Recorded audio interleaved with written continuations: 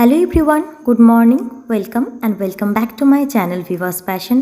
আমি ডালিয়া কালিয়াগঞ্জ থেকে বলছি। কাছে ও দূরে যে যেখান থেকে আমার ভিডিওটি দেখছেন, আপনাদের সবাইকে অসংখ্য ধন্যবাদ আমার ভিডিওটি দেখার জন্য। আজকে আপনাদের সকলকে নিয়ে ব্লগটা স্টার্ট করছি। আর এটা কিন্তু ছট পুজোর বিকেলের ব্লগ। এটা হচ্ছে ছট পুজোর আগের দিন, যেদিন বিকেলে ঘট সাজানো হচ্ছিল। আর আমাদের এখানে শ্রীমতী নদীর ধারে প্রতি বছর ছট পুজো হয়। আর এই পুজোটা যদিও আমরা দিই না, তবুও কিন্তু নিয়ম করে প্রতি বছরই দেখতে যাই। তবে ভিহান হওয়ার পর থেকে না সকালবেলাটা আর দেখতে যাওয়া হয় না, মানে যখন সবাই সূর্য নমস্কার করে আর জলে নেমে থাকে। তো বিকেলবেলাটাই যাই, যখন ঘাট সাজানো হয়। আর চারিদিকটা দেখুন কত ভিড়, আর দিনে দিনে যেন সাজসজ্জা বেড়েই যাচ্ছে। আগে কিন্তু সিম্পলভাবে হতো, এখন যত দিন যাচ্ছে তত দেখছি খুব সুন্দরভাবে ঘাটগুলো সেজে উঠছে, আর খুব সুন্দরভাবে নদীটাও একেবারে সেজে উঠছে। এত সুন্দর লাগে এই সময়টা নদীটা দেখতে। আর নদীর ঘাটগুলোতে তো এত সুন্দর করে মণ্ডপ সাজায়, আর সেগুলোর মধ্যে অনেক পরিবার পুজো দেয়। তো চলুন দেখে নেওয়া যাক আমাদের এখানকার ছট পুজো কেমন হয়। এই নদীতে দুদিক দিয়ে যাওয়ার রাস্তা রয়েছে। একটা হচ্ছে রেল লাইনের ধার ধরে, যেদিক দিয়ে আমরা এলাম, আর আরেকটা আছে ব্রিজের ওপার থেকে। ব্রিজের ওই দিকের রাস্তাটা একটু দূরে। প্রতিবার যদিও আমি ব্রিজ দিয়েই যাই, তবে এবারই প্রথম এই দিকে রাস্তাটা দিয়ে এলাম। তবে এদিক দিয়ে এসে কিন্তু পুজোটাকে আরও বেশি কাছ থেকে যেন দেখতে পেলাম। ব্রিজের ওই দিকে কী হয়, ব্রিজের উপর থেকে দেখতে হয়, আর যারা পুজো দেয় তারা নিচে নামতে পারে। তো সেখানে না উপর থেকে দেখতে হয়, আর অতটা ভালো বোঝা যায় না। আর এখানে একেবারে পাশেই মানে ঘাটগুলো সাজিয়েছে, এত সুন্দর লাগছে গাঁদা ফুল দিয়ে। তারপর অনেকে আর্টিফিশিয়াল ফুলও ইউজ করেছে। আর নদীর ওই ধারে কিন্তু খুব সুন্দর করে বিয়েবাড়ির প্যান্ডেলের মতো সাজিয়েছে। আর এখানে দেখুন একজন দিদি সবাইকে সিঁদুর পরাচ্ছিলেন, ঠাকুরের সিঁদুর। তো সেখান থেকে আমিও একটু বললাম আমায় পরিয়ে দিতে। তো সবার সাথে সাথে দলে দলে আমিও পড়তে গেলাম। আর তার সাথে আমাদের পাড়ার দুজন কাকিমা আর এক বৌদি ছিল, তো ওনাদেরকে বললাম একটু ভিডিওটা করে দিতে, আর ওরাও ভিডিওটা করে দিল। তো এখানে উনি আমাকেও সিঁদুর পরিয়ে দেবেন। আর এই প্রথমবার ছট পুজো দেখতে গিয়ে আমার ঠাকুরের সিঁদুর পরার সৌভাগ্য হলো। আর আমিও তাই সুযোগটা হাতছাড়া করলাম না, তাই আমিও সিঁদুর পরে নিলাম। আর তার সাথে সাথে যিনি আমাকে পরিয়ে দিচ্ছিলেন ওনাকেও পরিয়ে দিলাম। আর উনি কিন্তু আমার শাখা পলা নোয়াতেও দিয়েছিলেন, তাই আমিও ওনার শাখা পলায় ছুঁয়ে দিলাম। বিকেলটা আমাদের সবার খুব মজা করে কেটেছে। আর মা আর পায়েল ভিয়ানকে সামলাচ্ছিল, ততক্ষণে আমি এই কাকিমার বৌদিদের সাথে এখানে সিঁদুর পরতে এসেছিলাম। তো সবাইকে একবার দেখিয়েও দিলাম ক্যামেরায়। তো আমরা গেছিলাম ছট পুজো দেখতে, তো সেখানে ছট পুজো দেখেছি আর কিছুটা ক্যাপচারও করেছি। তো সেখান থেকেই আমি ঠাকুরের সিঁদুর একজন পরিয়ে দিচ্ছিলেন, তো আমিও বললাম একটু আমায় দিতে। তো আমার শাখায় নোয়ায় আর এরকমভাবে পরিয়ে দিল। আর ভিয়ানেও গেছিলো, তো ভিয়ান একটা বেলুন নিয়েছে, আর নিয়েছে এই যে এতগুলো আইসক্রিম। এখন আইসক্রিম খাচ্ছে। তো এটা ফার্স্ট আমি ছট দেখতে গিয়ে মানে এত কাছে গেলাম, না হলে না ব্রিজের ওখান থেকে যেতাম, মানে উল্টো দিকে একটা ব্রিজ আছে, তো ওই ব্রিজের ওখানে যেতাম, তো সেখান থেকে অতটা কাছ থেকে দেখা যেত না। আর এদিক থেকে এবার প্রথম গেলাম, আর এখান থেকে ঘাটেও নামা যাচ্ছে। তো সেখান থেকেই মানে পুজোটা খুব কাছ থেকে দেখলাম। আর যতটুকু দেখেছি ততটা ক্যাপচারও করেছি। বেশিক্ষণ থাকিনি।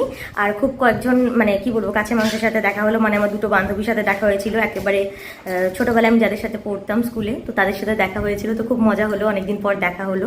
তো একটু কথা টথা বললাম। তো আগামীতে কী কী করছি সমস্ত কিছু শেয়ার করছি। তারপরে আপনাদের সাথে দেখা হচ্ছে আমার একেবারে পরের দিন। আর পরের দিন ছিল ভিহানদের স্কুলে হ্যালোইন সেলিব্রেশন। তো সেই জন্যই ভিহানকে সাজিয়ে দিয়েছিলাম। মধ্যে কথা, আমরা যেমন ভূত চতুর্দশী পালন করি, তেমনই বিদেশে নাকি একটা কালচার রয়েছে যাকে নাকি বলে হ্যালোইন। তো এখানে সবাইকে ভূত সেজে যেতে বলেছে। তো এখানেও ভিহানকে আমি একটা ছোট্ট মিষ্টি কিউট ভূত বানিয়ে দিচ্ছি। তো প্রথমে কাজল দিয়ে চোখের চারিদিকটা লাগিয়ে দিতে চেয়েছিলাম, কিন্তু আমার কাজলটা না অনেকদিন ইউজ করা হয়নি, আর কেমন জানি হয়ে গেছে, তো ভালোভাবে লাগছিল না। তাই হালকা হাতে চোখের চারিদিকে দিয়েছি, আর একটু আইশ্যাডো লাগিয়ে দিয়েছি। আর যা ছটপট করছিল, ভালোভাবে সাজাতেই দেয়নি। আর তারপরে এখানে লিপস্টিক দিয়ে একটু রক্তের মতো করে দিলাম, যাতে দেখতে একটু ভয়ানক লাগে, এই আর কি। তো কীরকম হয়েছে আমার সাজানোটা কমেন্টে লিখে জানাবেন কিন্তু। আজকে ভিয়ানদের স্কুলে হ্যালোইন সেলিব্রেশন হবে, তো ওই জন্য ভিয়ান আজকে মনস্টার সাজলো না বাবা। দেখি দেখি দেখি দেখি, চার্জারটা ভেঙে যাবে। তো ওর না কোনো ব্ল্যাক কালারের জামা নেই, কারণ কি ওর গায়ের রঙটা একটু চাপা, তো তাই ওকে ব্ল্যাক পরলে মানায় না, তো আরও চাপা লাগে দেখতে। তো ওই জন্য কালো রঙের কোনো কিছুই ওকে কিনে দিইনি। তো এই লাল জামাটা ছিল, ও গিফটে পেয়েছিল, তো এটা পরালাম।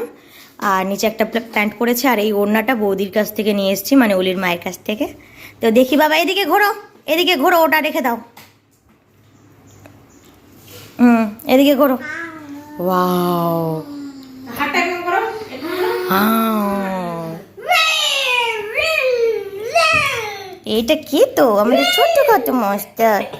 ওরে বাবারে কাশি হয়ে গেল, কাশি হয়ে গেল। চলো আমরা এখন বেরোবো, টাইম হয়ে যাচ্ছে।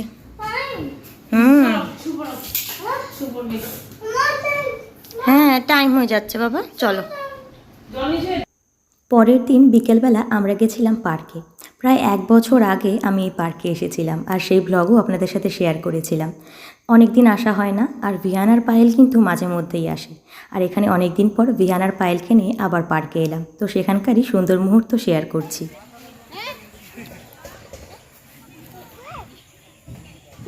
তুমি ওঠো, তুমি ওঠো, তারপরে উঠবে।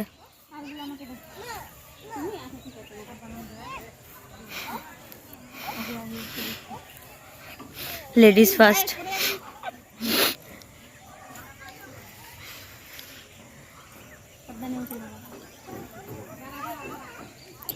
ওকে ডাকছে।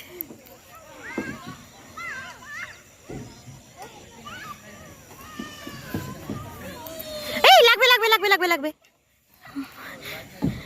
ছেলের সাথে সাথে আমিও যেন খেলার সুযোগ ছাড়লাম না। অনেক দিন পর পার্কে আসায় আমারও কেমন জানি দোলনায় উঠতে ইচ্ছে হলো, আর সুযোগ পেলে ছাড়া যায়। তাই আমি দোল খাচ্ছিলাম আর পায়েলকে বললাম একটু ভিডিও করে দিতে। আর এখানকার একটা পেয়ারা গাছে অনেকগুলো পেয়ারা ধরেছে, সেটাও আপনাদের সকলের সাথে শেয়ার করব। চেষ্টা করলাম একটা সুন্দর ফ্যামিলি ব্লগ আপনাদের সামনে উপস্থাপনা করার। ভালো লাগলে লাইক আর চ্যানেলটা সাবস্ক্রাইব করতে ভুলবেন না। দেখা হচ্ছে পরের কোনো ব্লগে। বাই।